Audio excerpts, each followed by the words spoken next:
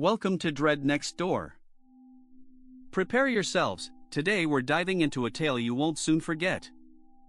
I still remember the day I moved to Ravenswood like it was yesterday. The air was crisp, filled with the scent of autumn leaves and the distant smell of smoke from fireplaces.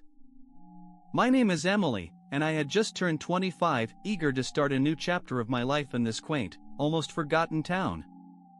The realtor had described Ravenswood as a place where time stood still, where everyone knew each other, and where the sense of community was strong. As I stepped into my new home, a beautiful but old Victorian house on Elm Street, I felt a chill run down my spine. The house had been vacant for years, and the air inside was thick with dust and the scent of decay. But I was determined to make it my own, to fill its empty rooms with laughter and warmth.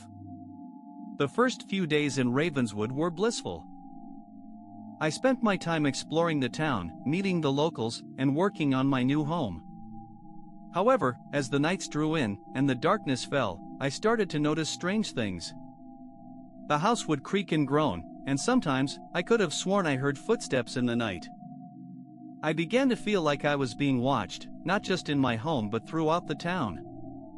One evening, as I was walking back from the local library, I stumbled upon an old, mysterious-looking book.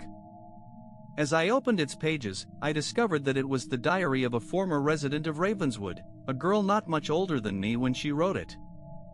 Her name was Sarah, and her story was one of love, loss, and an unexplainable, creeping horror that consumed her life in Ravenswood. As I read through the diary, I found myself drawing parallels between Sarah's experiences and my own. The feeling of being watched, the strange noises in the night, it was all there. I tried to brush it off as mere fantasy, the product of a disturbed mind. But the more I read, the more I felt an eerie connection to Sarah and her plight. It was then that I started to experience the strange occurrences more frequently. The night of the winter solstice was the most terrifying of my life. And then, everything went black.